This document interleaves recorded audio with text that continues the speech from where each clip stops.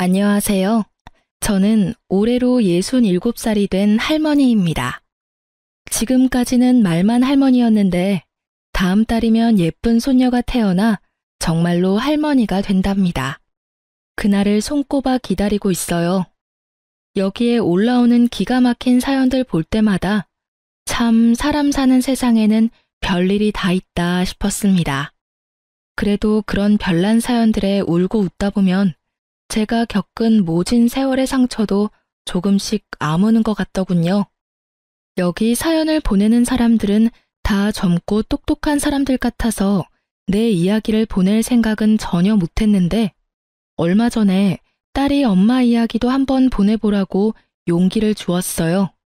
며칠 동안 책상에 앉아서 제 이야기를 썼다 지웠다 하는 동안 혼자 많이도 울었습니다. 지난 세월에 대한 회한도 들었지만 지금 제가 누리고 있는 이 시간이 너무 감사하고 행복한 마음이 더 컸어요. 치유의 눈물이었죠. 저는 지금 미국 뉴저지에 살고 있답니다.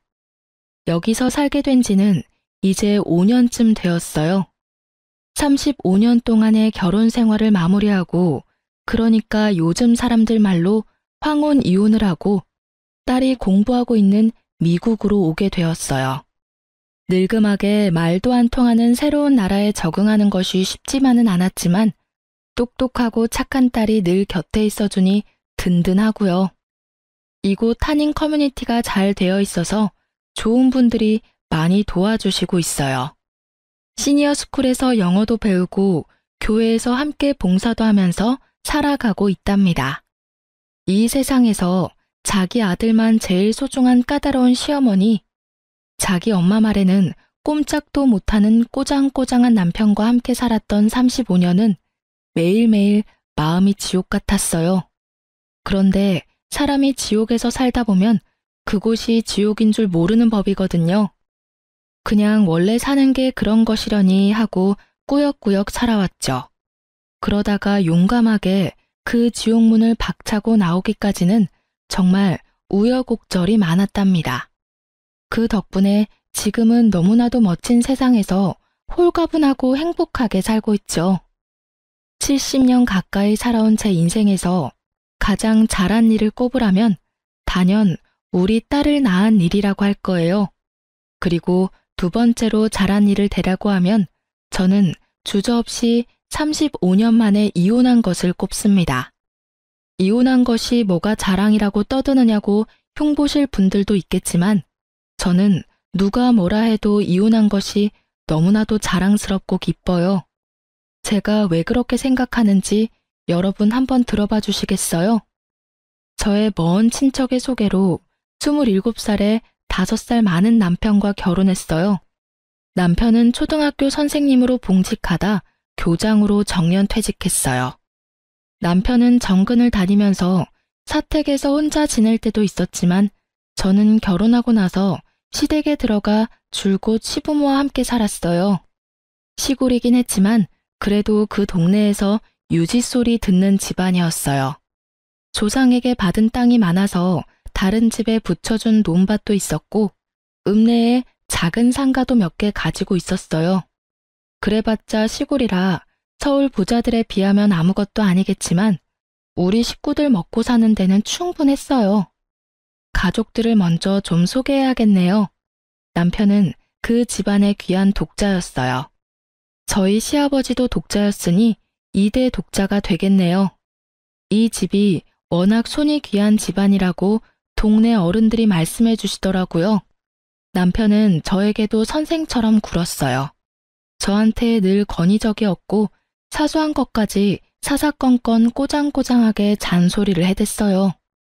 아니 이 사람아, 난닝구를 이렇게 납작하게 동개놓지 말고 한번 요울에 접어서 돌돌 말아놓으라고 몇 번을 말하나, 응? 이렇게 해놓으면 난닝구 가운데에 주름이 잡힌다니까. 옷 안에다가 있는 속옷인데 주름 조금 치면 어때서 그래요? 서랍이 작아 그렇죠. 납작하게 개야 자리를 덜 차지하니까요. 무슨 여자가 남편 말에 한 번도 알겠어요 하는 법이 없나? 어디서 매번 말대꾸야 말대꾸가. 남편이 그렇게 하라면 네 하고 그냥 그렇게 해. 속옷 하나도 자기가 원하는 방식대로 개어놓으라 하고 계란 후라이 하나를 해와도 노른자가 너무 익어도 안 되고 그렇다고 안 익어도 안 되었어요. 노른자에만 알갱이가 보이는 굵은 소금을 서너 알 올려야 하는데 소금 알갱이까지 세어보면서 많이 뿌렸네 적게 뿌렸네 잔소리를 하는 사람이었죠. 이런 남편의 꼬장꼬장한 성격은 딱 자기 어머니를 닮았어요. 시어머니는 90세가 다 되어가도록 허리 하나 굽지 않고 머리카락 한 올 흐트러지지 않은 차림을 했어요. 바늘로 찔러도 피 한 방울 안 나올 것 같았죠. 또 옛날 분이어서 어쩔 수 없다고는 하지만 아들에 대한 애착이 어마어마했고 남아 선호 사상도 강했어요. 이것 때문에 저와 제 딸이 겪은 수모는 이루 다 말할 수가 없죠. 제가 시집을 온 이후로 시어머니는 모든 집안일을 저에게 맡기고 본인은 전혀 하지 않았어요. 대신 항상 방문을 활짝 열고 방 안에 앉아서 제가 일하는 것을 매의 눈으로 감시했죠. 끊임없이 잔소리를 퍼부으면서요. 저도 우리 집에서 장녀로 커서 어렸을 때부터 집안일을 해왔기 때문에 집안일이 그렇게 서툴지는 않았어요. 그런데 시어머니는 아주 사소한 일도 자기가 원하는 방식으로 하라고 요구했어요. 그게 훨씬 더디고 불편한 방법이더라도요. 지금 생각해보면 시어머니는 제 모든 게 못마땅했던 것 같아요. 자기 아들이 너무 아까워서 그랬겠죠. 남편은 월급을 받아오면 전부 시어머니를 드렸어요. 그럼 시어머니가 거기서 쌀이나 연탄 같은 큰 살림을 계산하고 장볼 돈만 빠듯하게 저에게 주셨어요. 넉넉히 주는 것도 아니면서 늘 헤프게 쓴다고 야단을 했죠. 남편과 시어머니는 근검절약에는 아주 도 같은 사람들이라 휴지 한 장 허투루 쓰는 법이 없었어요. 너 일로 와봐라. 이 휴지 이래 많이 둘둘 말아 쓴 거 이건 네 짓이다. 우리 집에는 이렇게 낭비하고 사치하는 사람이 없다. 똥 싸고는 딱 3칸만 쓰는 거다. 이런 작은 것부터 이리 헤프니까는 자꾸 생활비가 빵꾸 나는 기다. 네네, 어머니 알겠어요. 왜 화장실 쓰레기통까지 들고 나와 그러셔요. 아, 남사스럽게. 우리 딸 키울 때 다들 종이 기저귀 쓰던 시절이었는데요.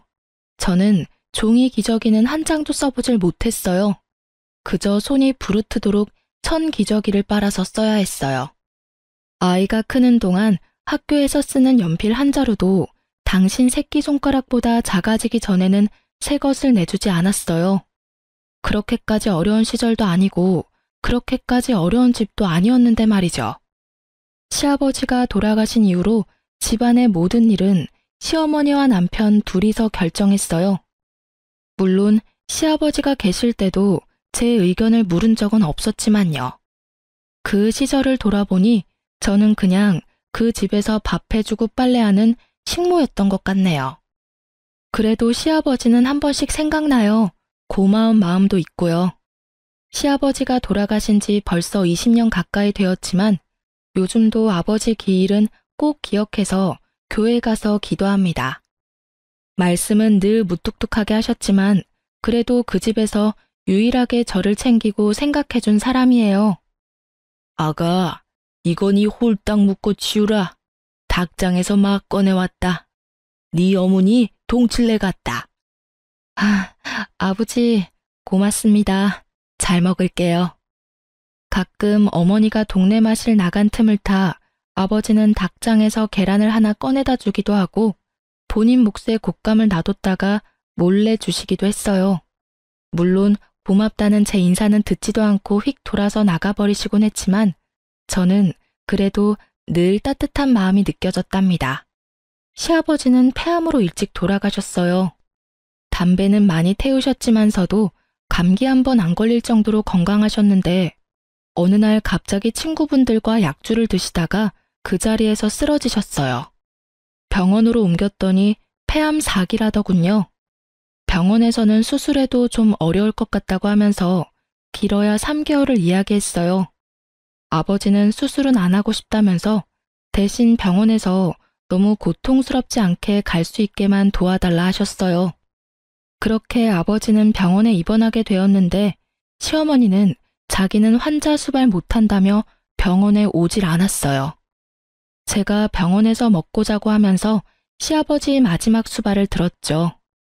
아버지는 그래도 거의 6개월을 버티다 돌아가셨어요. 아버지가 돌아가시기 며칠 전에 저를 힘겹게 부르셨어요. 저에게 통장과 도장을 하나 주시더라고요. 예금 통장이었는데 그 날짜로 3천만 원이 좀 넘는 돈이 되어 있더라고요. 지금도 적은 돈은 아니지만 그때는 더 큰 돈으로 느껴졌죠. 아가, 이거 찾아서 네가 넣어둬라. 이거 만기 날까지는 어떻게든 내 살아있고 싶었다. 아니 아버지, 이게 뭐예요? 네가 이 고약한 집에 와서 고생이 많았다. 이거는 네 남편한테도 시어매한테도 말하지 말고 지원이한테도 쓰지 말고 잘 놔둬. 잘 두었다가 꼭 필요할 때 너한테 써. 아버지, 저 이렇게 많은 돈 필요 없어요. 돈 필요 없는 사람이 어딨나? 늙으면 돈 쓸 일이 있다. 아버지, 저 이거 못 받아요. 이걸 제가 어떻게 받아요? 내 마지막 지켜준 거 고맙다. 이제 너 더 고생 안 하게 내 얼른 죽을게. 아버지, 그런 말 마세요. 얼른 나와서 집에 같이 가셔야죠. 아버지 없으면 내가 누구한테 계란을 얻어먹어요. 그 자리에서 펑펑 울었어요.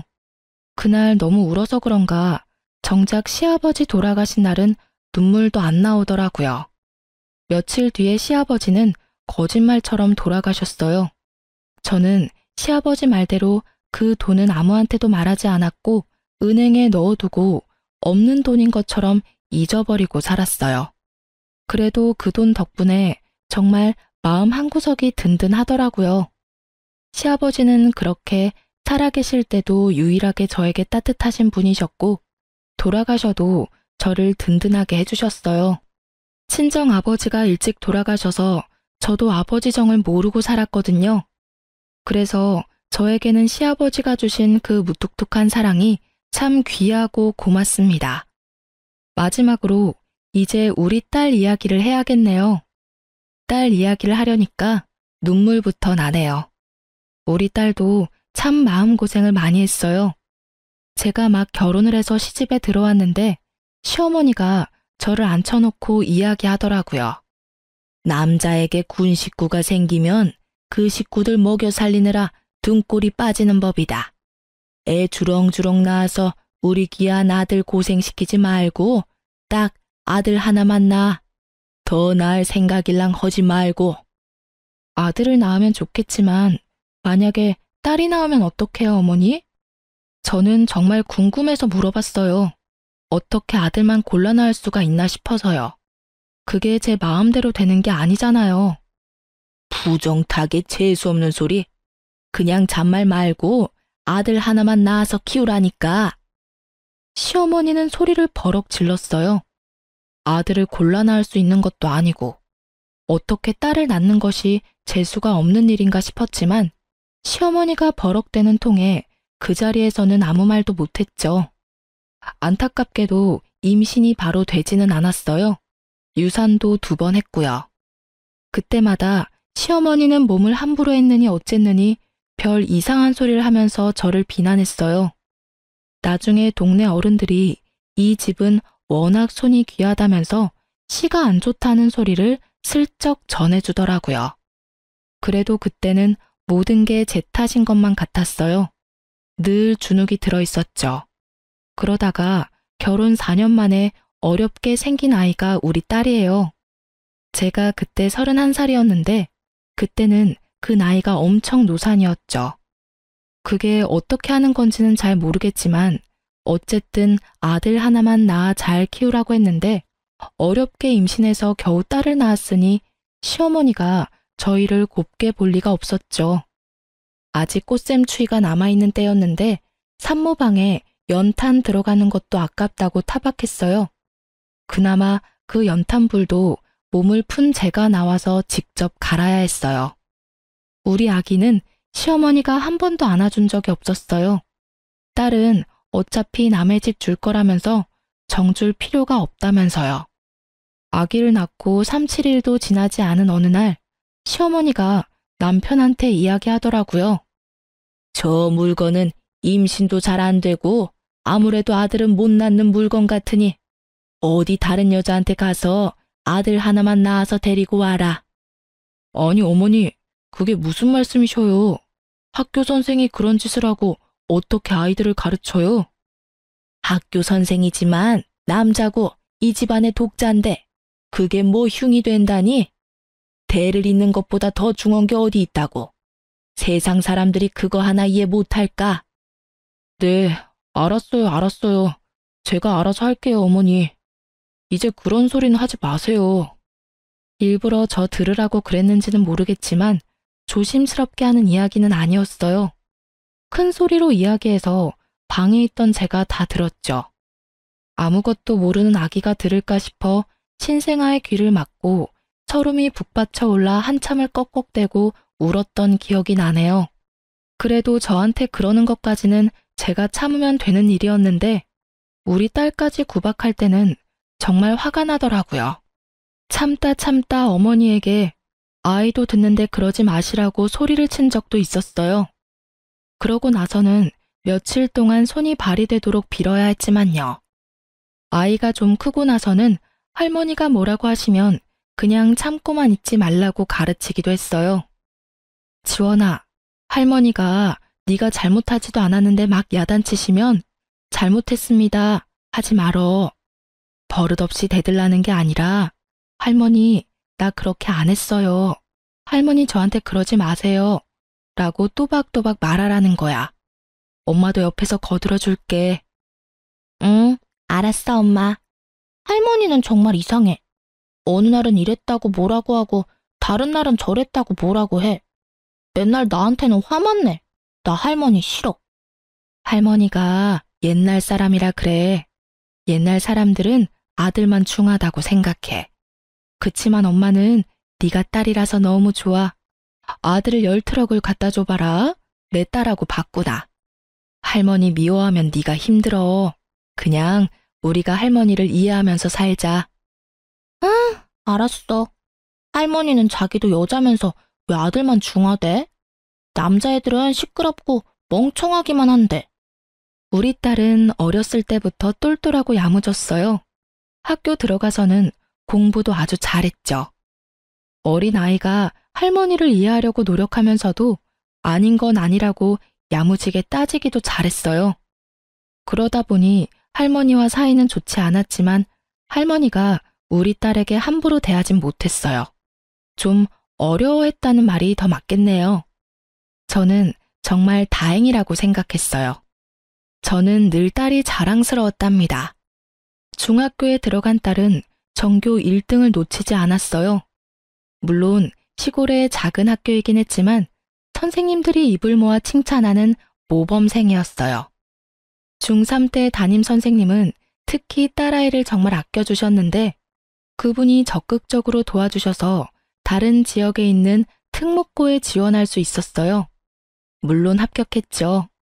기숙사가 있는 학교라서 딸과 떨어져 지내야 하는 건 아쉬웠지만 오히려 집을 떠나 있으면 딸이 할머니에게 스트레스 받지 않고 공부만 할 수 있을 것 같아서 너무 기쁘더군요.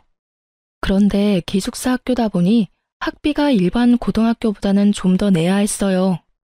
서울에 있는 아이들은 학원비만 해도 한 달에 100만 원씩 들기도 한다는데 그런 거 생각하면 지나치게 비싼 것도 아니었어요. 또 집에서 그 정도를 부담하지 못할 형편도 아니었고요. 그런데 언제나처럼 문제는 시어머니였어요. 아니, 우리 아이가 아들이 아닌 것이 문제였죠. 그깟 개집에 공부하는데 대학도 아니고 고등학교 다니면서 무슨 월사금을 그렇게나 많이 내느냐 말이다. 요즘에는 대학을 나와야 시집도 잘 가는 법이니 내가 대학은 얼마가 들어도 보내준다 이 말이다. 그런데 고등학교를 무신 한 달에 100만 원 돈을 내면서 다닌단 말이고 아들도 아니고 딸내미 공부시킨다고 이렇게 돈을 들이란 말이냐? 이게 3년이면 도대체 돈이 얼마고? 어머니, 그 학교가 아무나 가는 학교가 아니에요. 지원이가 똑똑해서 간 거예요. 그러니까 왜 남들은 멀쩡히 그냥 가는 학교를 계집애가 뭐 할 일 있다고 그 유난을 떨어야 한단 말이고. 요즘은 여자아이들도 공부를 많이 해요. 여자도 장관도 하고 회장도 하는 세상이잖아요. 여자는 시집 잘 가서 애 낳고 키우는 게 가장 좋은 팔자다. 여자가 밖으로 돌면 팔자가 드세지는 법이다. 시집 가서 남편 잘 섬기고 떡두꺼비 같은 아들 낳아 잘 키우는 게 여자에게 최고의 입신양명이다. 계집애가 그 돈 들여 공부를 해서 뭐 한단 말이고. 자고로 여자가 너무 먹물을 많이 먹으면 그 집안이 시끄러운 법이다. 남편은 자기도 선생님이고 그 학교가 좋다는 것을 잘 알고 있으면서도 이번에도 자기 엄마 말에는 꼼짝도 못했어요. 제 의견이요? 당연히 저에게는 묻지도 않았죠. 제가 아이를 그 학교에 보내고 싶다고 아무리 이야기해도 남편도 시어머니도 들은 척도 안 했어요. 제가 어머니에게 무릎 꿇고 사정도 해보았지만 눈 하나 깜짝하지 않더라고요. 아버님이 주신 돈으로 제가 보낼까 고민도 해봤지만 그렇게 하면 집안에 분란이 일어날 게 불보듯 뻔하더라고요. 그 돈이 어디서 났느냐서부터 따지기 시작해서 제가 집안 돈을 빼돌렸다고 몰아갈 것 같기도 하고요. 그런 분란이 무서워서 아이에게 그 학교를 못 간다는 말을 하는 심정은 말로 할 수가 없어요. 제가 너무 못나서 차라리 죽고 싶었으니까요. 아이를 붙들고 미안하다고 하면서 엉엉 울었어요. 아이는 오히려 덤덤하게 저를 위로하더라고요. 엄마, 나 정말 괜찮아. 걱정하지 마. 내가 가만히 생각해보니까 오히려 여기서 학교 다니는 게 내신 성적에 더 유리할 것 같아. 고등학교가 중요한 게 아니라 대학 가는 게 더 중요한 거잖아.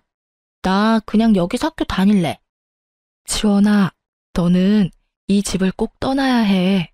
이 집에서 벗어나야 네가 마음껏 날개를 펼치고 살 수 있어. 그래, 고등학교는 어쩔 수 없게 되었지만 대학은 꼭 서울에 있는 좋은 대학을 가자. 너 하고 싶은 공부 있으면 멀리 유학도 가. 엄마가 어떻게든 너 하고 싶은 것 하면서 살 수 있게 도와줄게. 응, 엄마, 나 자신 있어. 서울대도 가고 유학도 갈 거야. 나중에 엄마랑 나랑 우리 둘이만 같이 살자. 내가 성공해서 엄마도 여기서 벗어나게 해줄게. 저는 그 일을 계기로 돈을 벌어야겠다고 마음먹었어요. 제가 경제적 능력이 없으면 결국 제 딸을 지켜줄 수가 없겠더라고요. 저는 배운 것도 부족하고 돈을 벌어본 일도 없으니 제가 할 수 있는 일은 한정되어 있었어요. 또 동네에서 일을 하면 시어머니와 남편의 귀에 들어갈 테고 그러면 또 여자가 어쩌고 하면서 절대 못하게 할 테니 버스를 몇 번씩 타고 다른 동네에 있는 인력사무소를 찾아갔어요. 집을 많이 비울 수도 없고 시어머니 눈치가 보여서 고정적으로 오래 하는 일은 못했지만 거기서 소개해주는 일은 어떻게든 기회와 핑계를 만들어서 했어요. 서너 시간 남의 집 청소도 하고 아이들 학원차 태워주는 일도 하고 바쁜 식당에서 설거지도 했어요. 시 경계를 넘어 사는 친정 동생이 아프다고 조카를 돌보러 간다는 핑계도 대고 아이 학교에서 무슨 일이 있다고도 하고 매번 그럴듯한 말을 지어내느라 진땀을 냈죠. 그맘때쯤 어머니는 동네 경로당에서 하루 종일 시간을 보낼 때가 많아서 어머니 없는 틈에 부지런히 일을 다녔어요. 일을 하고 오면 여기저기 안 아픈 데가 없었지만 우리 딸 위해서 돈을 모으는 재미에 힘든 줄도 모르고 열심히 살았어요. 우리 똑똑한 딸은 역시 고등학교에서도 전교 1등을 놓치지 않았고 대한민국 사람 누구나 다 아는 좋은 대학교에 들어갔어요. 대학교에서도 딸은 장학금을 받고 다녔어요. 다행히 제 아버지가 자취할 생활비 정도는 보내주더라고요. 딸에 대한 애정은 있는 사람이었어요. 딸이 공부 잘하는 것을 은근히 자랑스러워하기도 했고요. 그렇게 딸은 대학을 졸업하고 1년을 준비해서 미국으로 유학을 가게 되었어요. 미국에 있는 로스쿨에 합격을 했대요. 아는 사람 하나 없는 그 먼 데다가 딸을 보내는 마음이 꼭 내 심장 한구석을 떼어내는 것 같았지만 우리 딸이 이 집으로부터 더 멀어진다는 사실에는 또 얼마나 안심이 되고 기분이 좋았는지 몰라요. 그런데 이번에는 시어머니는 물론 남편까지 딸의 유학을 반대하고 나섰죠.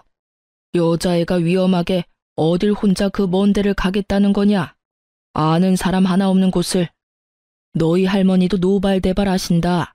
너 절대 못 가게 하라고 난리시라고. 아빠, 저는 성인이에요. 아빠나 할머니의 허락이 필요한 나이가 아니라고요. 다른 사람들은 가고 싶어도 못 가는 학교예요. 제가 노력해서 제 힘으로 가게 되었어요. 제발 더 이상 제 앞길 막지 마세요. 너 유학 가려면 호적 파가지고 가라. 그럼 너는 이제 더 이상 내 딸 아니다. 호적은 아빠가 파주세요. 여자라는 이유로 지금까지 제 앞길 가로막아온 그 호적을 알아서 빼주신다면 저는 너무 감사하죠. 그렇게 딸은 유학을 떠났어요. 저는 눈치가 보여서 공항에도 나가보지 못했어요. 물론 다 큰 아이고 똑똑한 아이지만 혼자서 그 먼 데를 떠났다고 생각하니 어찌나 먹먹한지 그날 하루 종일 하늘만 보면서 눈물을 훔쳤네요. 그래도 아이가 떠나는 날 제가 그동안 차곡차곡 모았던 돈을 딸에게 보내줬어요. 딸은 안 받는다고 난리였지만 저에게는 그렇게 할 수 있는 것이 너무나 행복했어요. 많지 않은 돈이지만 그래도 공부하는 동안 생활비에는 보탬이 될 것 같았어요. 우리 딸에게 처음으로 엄마 노릇을 제대로 한 것 같더라고요. 미국에 간 딸은 제 아빠와는 정말 연락을 하지 않았지만 저와는 매일 인터넷 통화도 자주 했어요. 그러던 어느 날 목욕탕에서 세신을 해주신 아주머니가 저에게 오른쪽 가슴에 뭐가 만져진다고 병원 한번 가보라는 거예요. 자기 언니가 그랬다면서요. 그러고 보니 제가 만져봐도 덩어리 같은 것이 잡히더라고요. 아무리 만져봐도 느낌이 좀 이상했어요. 딸과 이야기를 나누다가 이 이야기를 했더니 마침 딸이 얼마 후에 방학이라 한국에 오겠다면서 이참에 건강검진을 같이 해보자고 예약을 해주었어요. 유방암 3기였어요. 암의 크기가 크다고 당장 수술을 받으라 하더라고요. 이럴 경우 5년 이상의 생존율이 40%밖에 안 된다면서요. 당장 수술 날짜를 잡고 일단 집으로 내려와서 남편과 시어머니에게 이 사실을 알렸어요. 남편은 좀 놀란 얼굴로 말이 없었는데 시어머니는 대뜸 수술하지 말라는 소리부터 하더라고요. 유방암이면 유방을 잘라내는 거 아니냐? 아이고, 이제 하다하다 내 아들이 한쪽 유방이 없는 여자랑 살라는 소리냐? 곧 쓸데없이 수술할 거 없다. 암 수술이면 돈도 한두 푼 드는 것도 아니고 저 우리 옆 동네 산에 암 걸려서 요양 온 사람 있는데 여 와서 3년 동안 공기 좋은 데 있으면서 느릅나무 껍질 차 다려 먹었더니 암이 싹 다 낫다더라. 너도 여기서 느릅나무 껍질 다려 먹고 요양하면 다 나을 건데 무슨 가슴 잘라내는 수술을 한다니? 어머니, 제가 일단 같이 병원에 갔다 와 볼게요. 진짜 수술을 해야 하는 건지 어쩐 건지 제가 잘 알아보고 올게요. 시어머니의 그 말에 없던 정도 뚝 떨어졌어요. 그래도 반평생을 함께 살아오면서 식구들 밥해 먹이고 빨래해준 공이 있는데 고작 하는 소리가 유방 없는 여자랑 사는 아들이 불쌍하니 느릅나무 껍질이나 다려 먹으라뇨. 기가 차서 말도 안 나오더라고요. 입원하는 날 병원에 따라온 남편은 무슨 검사를 왜 하는지 하나하나 따지고 물었어요. 검사하는 데마다 쫓아다니면서 간호사 선생님을 괴롭히더라고요. 제가 걱정되어서 묻는 게 아니라 괜히 쓸데없는 검사를 해서 돈 나가는 건 아닌지를 걱정하는 것 같았어요.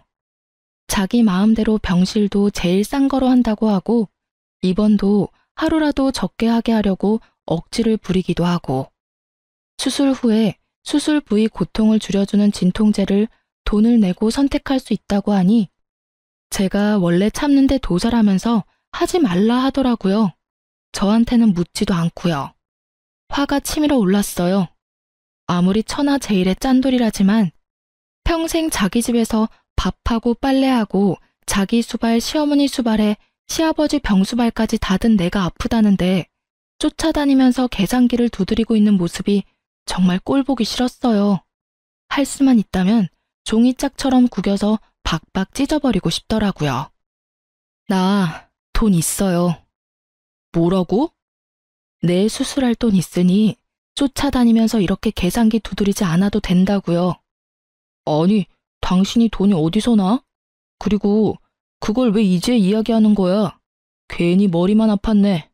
뭐, 돈이 어디서 났는데? 아니, 그보다 얼마나 있는데? 집으로 가세요. 그리고 이제 병원에 오지 마세요. 내 수술도 내가 알아서 하고 죽어도 혼자 죽을랍니다. 그깟 유방암으로 요즘 안 죽어. 당신 죽으면 우리 어머니는 누가 돌봐? 절대 죽으면 안 되지. 그나저나 돈이 얼마나 있는데? 내가 죽으면 자기 어머니를 돌볼 사람이 없다는 말에 저도 우리 시아버지처럼 수술 받지 말고 그냥 죽어버릴까도 잠깐 생각했어요. 더는 그 집에서 살고 싶지가 않더라고요.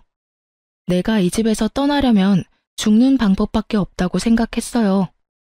그런데 그 말을 듣고 있던 딸이 미친 사람처럼 제 아빠에게 화를 내더라고요. 아빠한테는 지금 엄마가 살아야 하는 이유가 고작 할머니를 돌보기 위해서예요? 세상에, 아빠가 그러고도 사람이에요. 엄마가 지금까지 어떻게 살았는데, 할아버지 병수발도 엄마가 다 했는데, 엄마가 암이라는데 고작 나아서 할머니를 돌보라는 소리를 해요? 아니, 너 왜 소리를 지르고 그러냐? 아빠와 할머니는 사람이 아니에요. 양심도 없고 염치도 없어요. 사람의 탈을 쓴 악마라고요. 엄마 말대로 그냥 집에 가세요. 가서 병원에 다시는 얼씬대지 마세요. 엄마는 내가 돌봐요. 아빠 얼굴 보면 엄마가 더 아플 것 같아요. 병원에 그림자라도 나타나면 나 가만히 있지 않을 거예요. 다신 오지 마시라고요. 아셨어요? 딸이 그렇게 화를 내는 모습을 보니 정신이 번쩍 들었어요. 그리고 내가 살아야겠다 생각했어요. 수술을 잘 받고 살아나서 이 사람하고 이혼해야겠다고, 이 지긋지긋한 곳을 떠나야겠다고요. 다 큰 딸이 입 바른 소리를 하니 남편은 별 대꾸도 못하고 멍하니 서 있다가 쓴 입맛을 다시면서 돌아갔어요. 딸에게 수술하고 건강해져서 남편과 이혼하겠다고 이야기했어요. 딸은 저를 꼭 끌어안고는 자기가 도와주겠다고 하더라고요. 엄마, 수술 잘 받고 보란듯이 건강해져서 나랑 미국 가서 살자. 내가 성공해서 엄마 그 집에서 데리고 나온다고 했잖아. 내가 아직 성공은 못했지만 내가 최선을 다해서 도와줄게. 엄마, 아무것도 걱정하지 마. 그래, 엄마 수술 잘 받고 건강해질게. 너랑 둘이만 산다는 생각만 해도 병이 다 낫는 것 같다. 그렇게 서로 부둥켜 안고 한참을 울었네요. 다행히 수술은 성공적이었어요. 암의 크기가 커서 걱정했는데 천만다행으로 전이가 많이 된 상태는 아니었다고 하더라고요. 퇴원은 할 수 있었지만 방사선 치료를 위해 자주 통원을 해야 했고, 치료 기간 동안은 가족들과도 격리되어 있는 것이 좋다는 핑계로 병원 근처에 작은 오피스텔을 얻었어요. 건강해지겠다는 일념으로 열심히 치료에 참여했죠. 잘 넘어가지 않는 밥도 무르게 익히고 잘게 잘라서 어떻게든 억지로라도 넘겼고, 집에서라도 몸을 자꾸 움직이려고 노력했어요. 의사 선생님이 시키는 건 뭐든지 철저히 따랐어요. 딸이 인터넷으로 좋다는 것들을 찾아서 정리해주면 그것도 열심히 찾아서 먹고 그대로 실천했어요. 저는 꼭 건강을 회복하고 살아야 했으니까요. 드디어 병원에서 예후가 좋을 것 같다는 이야기를 들었어요. 5년 동안 재발이 되지 않아야 완치가 되는 거지만 제 몸속에 이제 암세포는 남아있지 않다더라고요. 그때부터 본격적으로 이혼을 준비했습니다. 딸은 저를 돕겠다고 학교를 휴학하고 한국에 들어왔어요. 지원아, 미안하다. 엄마 때문에 하던 공부도 중단하고. 엄마가 너한테는 늘 짐이 되는구나. 엄마, 무슨 소리야. 내가 왜 거기까지 가서 법을 공부하는데? 딸이라고 자꾸 주저앉히는 집이라서 어쩔 수 없이 다른 나라까지 갔지만 결국 엄마 도와주고 싶어서 법을 선택한 거야. 엄마가 이혼하는 게 내 꿈이었다고. 학교는 잠시 쉬는 거야. 나 다시 공부할 때는 엄마가 옆에 있어줄 거잖아. 그치? 그래, 엄마가 옆에 있어줄게. 맨날 맛있는 밥 해주면서 네 옆에 있을게. 와, 말만 들어도 살찌는 것 같아. 너무 많이 찌면 큰일인데? 우리가 둘이서만 사는 미래를 그려보는 일이 너무나도 행복했어요. 이혼은 딸과 함께 준비했어요. 딸과 함께 여러 군데 변호사 사무소를 다니면서 상담을 받았고, 그 중에서 가장 우리를 잘 이해하고 편안하게 해주는 믿음직한 변호사를 선임했어요. 일단 변호사를 선임하고 나니 착착 진행이 되더라고요. 집에 사람이 없을 만한 시간에 가서 제 짐을 정리했어요. 35년을 살았지만 제 짐이랄 것이 별로 없더라고요. 딸이 사준 고운 옷 몇 벌과 딸 어렸을 때 사진들과 기록들, 통장과 도장 같은 것들 몇 가지를 제외하고는 다 미련이 없었어요. 그렇게 단출한 짐을 챙겨서 나오는데 동네 경로당에 있을 거라 생각했던 시어머니와 길에서 딱 마주쳤어요. 저는 갑자기 심장이 내려앉는 줄 알았죠. 그런데 어머니가 좀 이상하더라고요. 왜 날 그렇게 쳐다보시오? 이 동네 사람인가? 아, 네. 아니, 그러니까. 에이, 별 정신없는 사람 다 보겠네. 누구냐고 묻는데 왜 말을 못해? 그때 이웃에 사는 아주머니가 나타나 제 손을 끌고 가면서 말했어요. 아이고, 우리 집에 온 손님이네. 어르신, 어디 가시는 길이에요? 경로당에 있지 왜 돌아다니셔? 아들이 또 찾느라 고생하겠네. 얼른 경로당에 가 계셔요. 네? 경로당 가는 길이요. 경로당 가는 길이 맞는데 왜 안 나오나 그래? 아주머니는 저를 자기 집으로 데리고 들어갔어요. 암에 걸렸다는 이야기를 듣고 걱정했다고 하시며 제 손을 쓸어주셨어요. 저보다 10살 많은 친정 언니 같은 분이었는데 제가 형님 하면서 잘 따랐어요. 저는 그간에 있었던 일들을 이야기하며 형님 앞에서 펑펑 울었답니다. 형님도 제 손을 잡고 눈물을 흘리셨어요. 그래, 지원 엄마야. 잘 생각했다. 아까 어머니 이상한 거 봤지? 검사 결과 치매란다. 치매요? 아니, 언제부터, 어쩌다가요? 뭐, 한 달 남짓 되었을까? 할매가 집을 못 찾고 헤매고 다니는 걸 동네 사람이 데리고 온 적이 있는데 또 얼마 안 가서 경찰서에서 연락이 오고 그랬거든. 동네 보건소에서 읍내 병원으로 가보라 해서 지원 아빠가 데리고 갔나 보대. 아직은 초기지만 치매가 진행되고 있단다. 아직 초기라는데 그래도 저를 못 알아보시네요? 저러다 또 멀쩡해지기도 하는갑더라. 또 어느 날은 멀쩡하게 알아보고 정정해. 그러다 한 번씩 또 이상하고. 순간 조금 흔들렸어요. 이런 노모를 두고 제가 이혼을 한다는 게 잘못된 일인 것 같고 죄책감도 들더라고요. 그런데 그런 눈빛을 읽었는지 동네 형님이 앉아있는 제 다리를 철썩 때리더라고요. 지원 엄마야, 너 정신 차려라. 지금까지 저 집에서 그 고생을 하고 또 치매 노인까지 수발 들으려고? 네 목숨 걸고 결심한 거라면서 뭘 고민하고 있어. 아이고, 내가 괜히 붙잡았네. 이제 가, 빨리 가. 멀리 도망가서 딸하고 행복하게 살아. 형님의 그 말이 너무 고마워서 저는 또 눈물 콧물을 다 빼고 울었죠. 얼굴 다시 못 보는 거야 좀 서운하지만은 지원 엄마가 무슨 고생을 하면서 살았는지 이 동네 사람들은 다 안다. 말을 못해서 그렇지 네가 너무 안쓰럽고 아깝다고 다들 마음 아파했다. 그러니까 이제라도 도망가서 잘 살아. 네가 잘 살면 내 마음도 좋다. 형님, 고마워요. 제가 연락할게요. 그동안도 너무너무 고마웠어요. 저는 그 길로 집을 나와서 변호사를 대리인으로 세우고 이혼을 진행했어요. 제 연락처도 바꾸고 서류에는 변호사 연락처만 알려주었죠. 딸도 마찬가지로 연락처를 바꾸었고요. 변호사를 통해 남편이 변호사 사무실로 찾아와서 저를 내놓으라고 난리를 쳐서 경찰이 왔었다는 이야기를 전해 들었어요. 이혼 과정은 말처럼 쉽지만은 않았어요. 시어머니와 남편에게 부당한 대우를 받았던 그 모진 시간들을 다시 떠올리고 서류로 만드는 작업을 하다 보니 매일 눈물이 나고 화가 나기도 하고 우울증에 걸릴 것만 같았죠.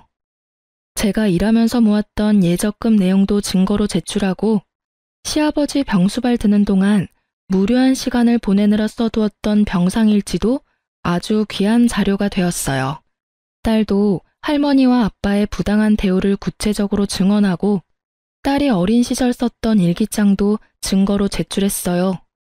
딸의 중학교 3학년 때 담임선생님은 딸이 특목고에 진학하지 못했던 당시에 상담한 자료를 찾아서 보내주시기도 했어요.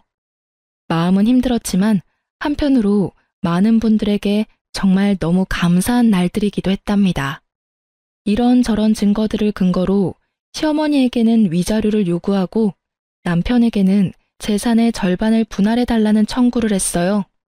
조정도 하고 법원에도 몇 번씩 불려가야 한다는데 저는 그 과정을 고마운 변호사 선생님이 다 대신해 주셨어요. 그래서 남편과는 그 이후로 얼굴 한번 마주치지 않을 수 있었네요. 지난한 시간이 흘러 결국 이혼을 하게 되었고 시어머니는 위자료 1,000만 원을, 남편은 재산의 절반을 분할해 주라는 판결을 받았어요.